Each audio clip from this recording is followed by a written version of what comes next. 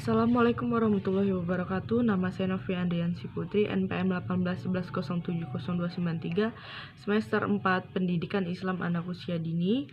Di sini saya akan membahas tentang pengembangan fisik motorik anak usia dini, pengetahuan umum dan hakikat metodologi perkembangan fisik motorik. Perbedaan fisik dan motorik.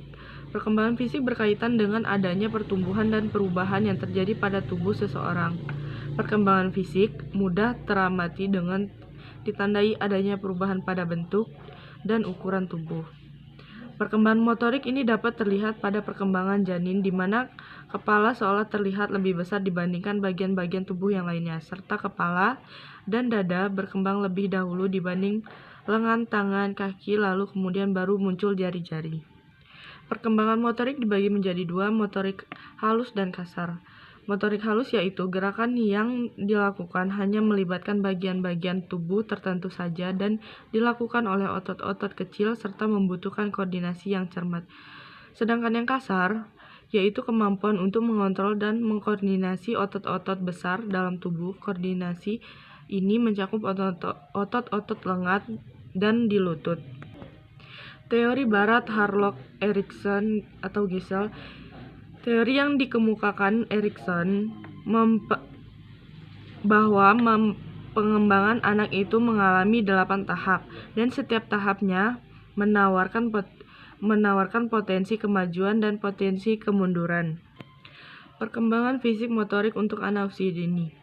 Peran guru dalam pengembangan dengan cara menjadi contoh atau modeling sehingga dapat memotivasi anak sebagai fasilitator, yaitu dalam menyiapkan segala kebutuhan anak untuk bermain. Metode pengembangan permainan. Dari permainan modern, anak bisa lebih melatih otaknya, sedangkan tradisional melatih otot-ototnya. Tahap pertumbuhan dan perkembangan fisik motorik, yaitu tahap pertumbuhan dan perkembangan gerak. Yang pertama, fase sebelum lahir, fase bayi, fase anak-anak, fase anak kecil, fase adolescensi, fase dewasa. Karakteristik dan program kegiatan perkembangan motorik anak.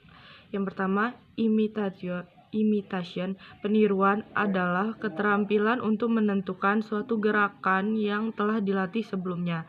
Yang kedua, manipulation. Penggunaan konsep adalah kemampuan untuk menggunakan konsep dalam melakukan kegiatan. Precision. Ketelitian adalah kemampuan yang berkaitan dengan gerak yang mendiskusikan tingkat kedetailan tertentu. Articulation, perangkaian adalah kemampuan untuk melakukan serangkaian gerakan secara kombinatif dan berkesinambungan. Naturalization, kewajaran atau kealamiahan adalah kemampuan untuk melakukan gerakan secara wajar atau luwes. Ruang lingkup perkembangan fisik motorik.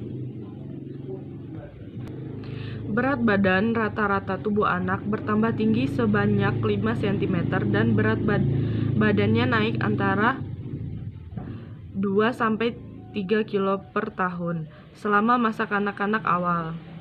Ukuran anggota tubuh ketika di dalam kandungan, kepala janin berkembang lebih dahulu, kemudian baru diikuti bagian tubuh lainnya.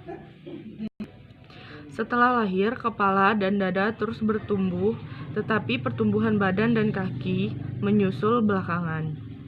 Bentuk dan jenis permainan anak untuk perkembangan fisik motorik. Macam-macam, menggambar dan mewarnai, bermain dengan pasir, dengan tanah liat, bermain melipat kertas, bermain menggunting kertas, menempel dan melepaskan stiker, dan lain-lain. Perkembangan fisik motorik melalui permainan kreatif. Peran guru dalam perkembangan permainan kreatif. Guru adalah pendidik profesional dengan tugas utama mendidik, mengajar, membimbing, mengarahkan, melatih, menilai, dan mengevaluasi peserta didik pada pendidikan usia dini. Perencana, pendidik, pengajar, pembimbing, pengarah, pelatih, penilai, dan pengevaluasi atau evaluator.